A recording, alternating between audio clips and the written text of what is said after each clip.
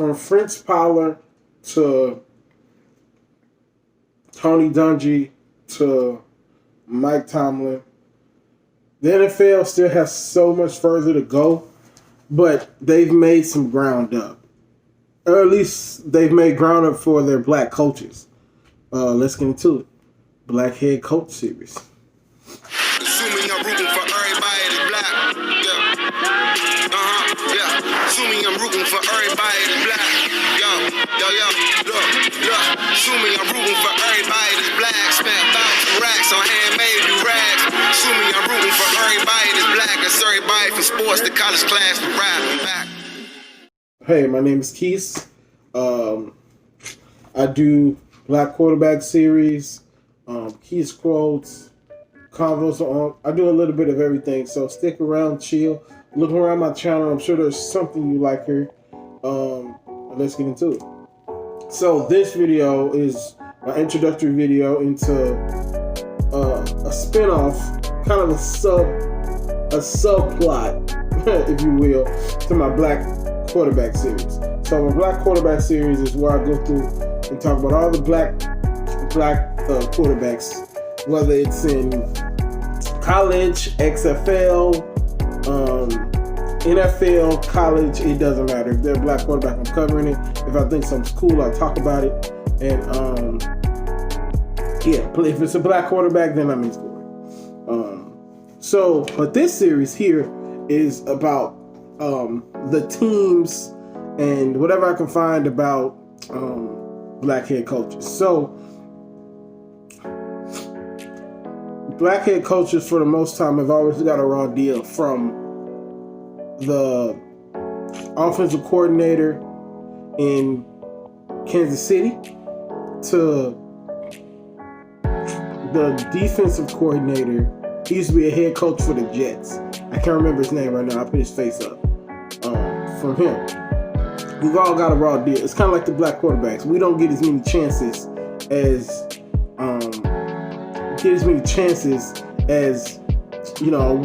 our white counterparts would. So I took this moment to talk about it. So let's get into it. So the first thing we're going to talk about, we're going to talk about Mike Tomlin. So I'm going to give y'all a little taste of their coaching career, and I'm going to tell y'all about the team and where I think they possibly might be going this season. So first one is Mike Tomlin. We all know who Mike Tomlin is. Head coach of the Steelers. Gritty dude. He's the D-backs coordinator. He's the DBs coach of those Tampa Bay defenses. Them really good Tampa Bay defenses with that phenomenal front line with Warren Sapp, and all of those guys there. Then he's the defensive coordinator for the Vikings from 07-06 season, and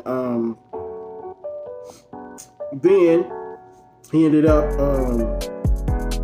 going to the Steelers, which made him the 10th black head coach ever at that time.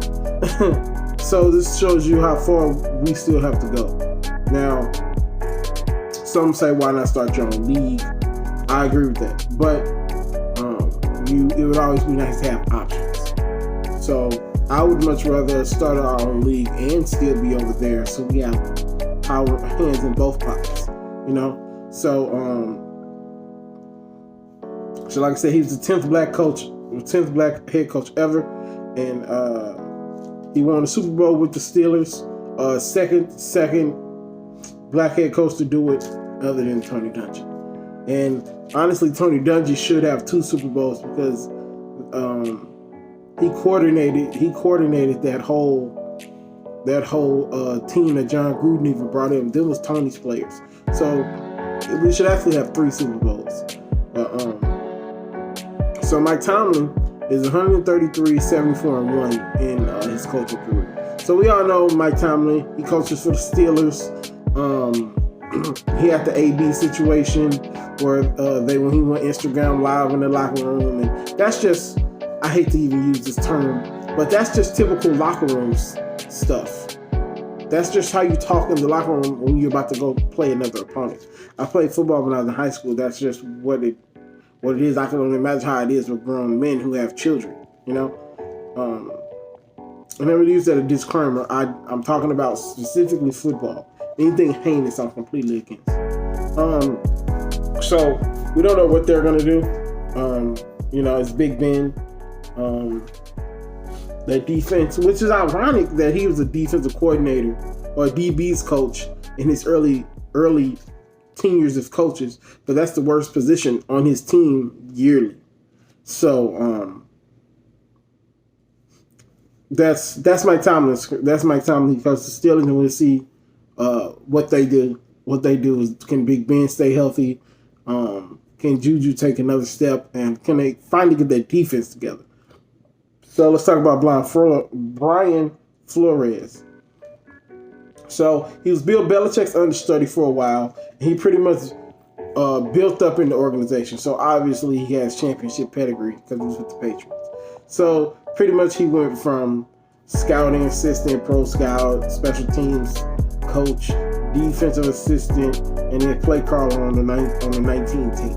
So as you see, he started from the ground and worked his way up.